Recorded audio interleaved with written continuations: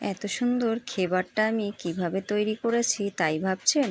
খুব সহজে তৈরি করে নিয়েছি। আপনারাও চাইলে খুব সহজে তৈরি করে নিতে পারবেন। যত সময় আপনি কোনো মিক্সিং বোলের ভিতর বরফ দিয়ে ঘি দিয়ে হাত দিয়ে ডলে ডলে ব্যাটারটাকে রেডি করবেন, ততক্ষণে আপনার খেবার তৈরি হয়ে যাবে। চলুন।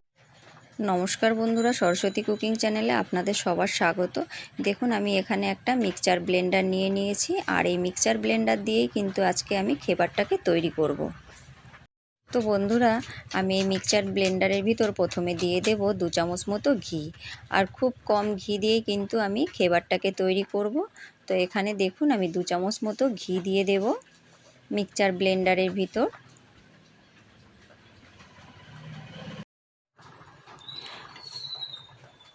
তো দেখুন, এখানে আমি 2 চামচ ঘি দিয়ে দিয়েছি। এবার এখানে আমি দিয়ে দেব হাফ কাপ মতো জল। এই যে এটা কিন্তু ঠান্ডা জল, ফ্রিজে মানে রেখে ঠান্ডা করা সেই জলটা দিচ্ছি। এখানে কিন্তু আমি কোনো বরফ ব্যবহার করব না, ঠান্ডা জলটাই ব্যবহার করব। তো এই জলটা দিয়ে আমি ভালো করে ব্লেন্ড করে নেব। ব্লেন্ড করে নেওয়ার পরে দেখুন ঘিটা কিন্তু ক্রিমের মতো হয়ে গেছে। এরপর আমি এর ভিতরে দিয়ে দেব হাফ কাপ মতন দুধ। তো দেখুন, এই যে লিকুইড দুধ নিয়ে নিয়েছি, এখানে হাফ কাপ দুধ দিয়ে দেব। দুধটা দিয়ে আমি আবারও ব্লেন্ড করে নেব। তো দেখুন, দুধটা দিয়ে ব্লেন্ড করার পরে কিন্তু এই যে এরকম হয়ে গেছে। তো এরপর আমি এর ভিতরে দিয়ে দেব 1 কাপ মতো ময়দা। তো দেখুন, এখানে 1 কাপ ময়দা আমি একবারে দেব না, আমি দুবারে দেব, দিয়ে ভালো করে ব্লেন্ড করে নেব।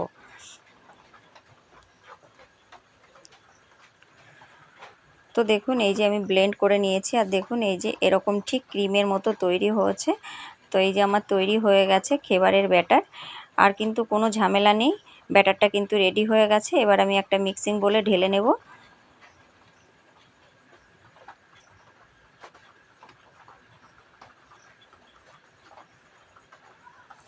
তো দেখুন, আমি একটা মিক্সিং বোলের ভিতর ঢেলে নিয়েছি। আর দেখুন ব্যাটারের ঘনত্বটা দেখে নিন, যে এরকমভাবেই কিন্তু ব্যাটারটাকে রেডি করতে হবে। তাহলে কিন্তু আপনার খেবারটা খুবই সুন্দরভাবে রেডি করে নিতে হবে।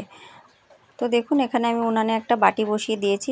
যেহেতু আমার কাছে খেবার তৈরি করা ওই সাজগুলো নেই, সেই জন্য আমি একটা ছোট সাইজের বাটি নিয়েছি। বাটির ভিতর আমি তেল গরম করে নেব। তেলটাকে ভালো রকম গরম করতে হবে, হালকা গরম করলে কিন্তু চলবে না।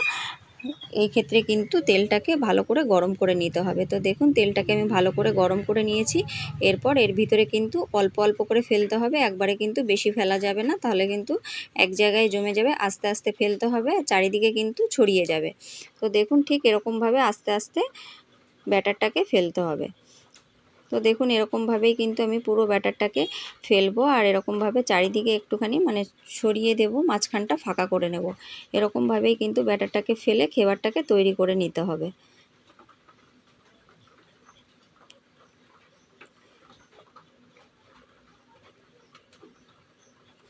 তো দেখুন, এরকমভাবেই কিন্তু আস্তে আস্তে ফেলতে হবে, একবারে কিন্তু ঝপ করে ফেলে দেওয়া যাবে না।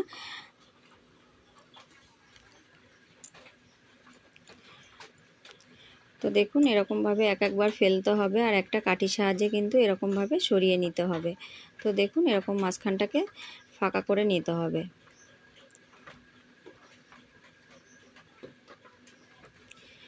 তো সমস্তটাই কিন্তু আমি এরকমভাবে তৈরি করে নেব।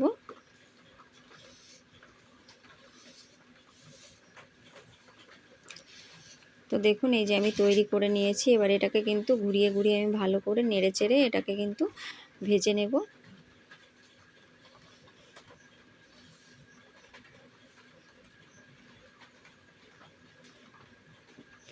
তো দেখুন, এটা কিন্তু এখনও শক্ত হয়নি, নরম আছে, যার জন্য আমি উল্টাতে পারলাম না বেশি। মানে তেলটা যদি বেশি দেওয়া হতো তাহলে উল্টানো লাগতো না, একবারেই কিন্তু ভাজা হয়ে যেত। তো দেখুন, আমি উল্টে দিয়েছিলাম, আর এই যে রেডি হয়ে গেছে খেবারটা। দেখুন কত সুন্দর হয়েছে, ভীষণই সুন্দর হয়েছে।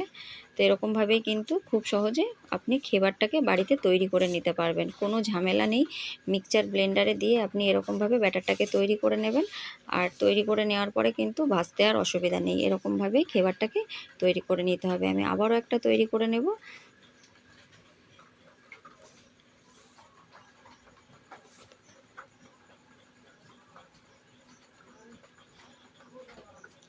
তো দেখুন, আমি এরকমভাবেই কিন্তু পুরো খেবারটাকে তৈরি করে নিয়েছি। তো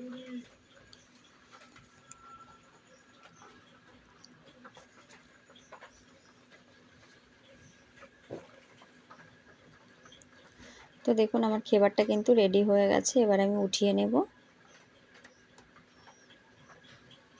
তো আমি সমস্তগুলো কিন্তু একইভাবে ভেজে নিয়েছি।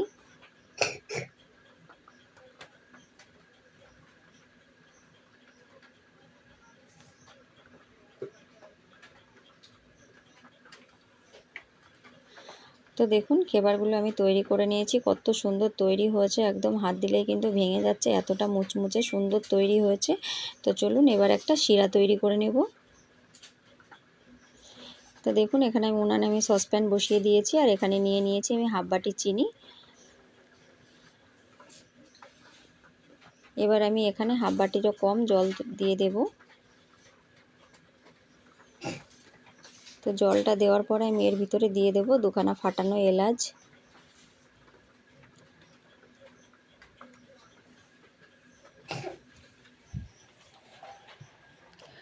তো এলাচটাকে দিয়ে কিন্তু আমি নেড়ে চেড়ে ভালো করে একটা শিরা তৈরি করে নেব। তো দেখুন এই যে শিরাটা কিন্তু আমার তৈরি হয়ে গেছে। বেশি ঘন করা যাবে না, এখানে কিন্তু আমি আঠালো একটা শিরা তৈরি করেছি, যাতে হাতে মানে দিলে একটু তেল তেল মতন লাগে, জাস্ট একটু আঠালো, এরকমভাবেই কিন্তু শিরাটাকে তৈরি করে নিতে হবে। তো শিরাটা কিন্তু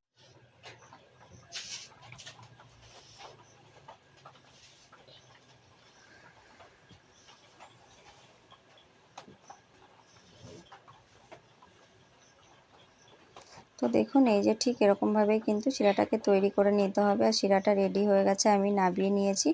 এবার কিন্তু আমি সমস্ত খেবারের পরে অল্প অল্প করে শিরাটাকে দিয়ে দেব।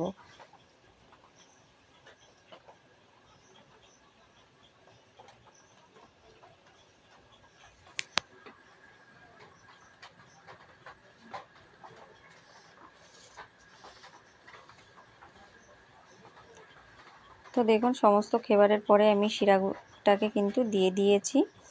আর এই দেখুন কত সুন্দর তৈরি করে নিয়েছি। তো অবশ্যই কিন্তু বাড়িতে একবার এরকমভাবে তৈরি করবেন। আর রেসিপি ভালো লাগলে লাইক কমেন্ট শেয়ার করবেন, আর প্লিজ চ্যানেলটিকে সাবস্ক্রাইব করে আমার পাশে থাকবেন। আমি কিন্তু খুব সহজভাবে তৈরি করে নিয়েছি খেবার।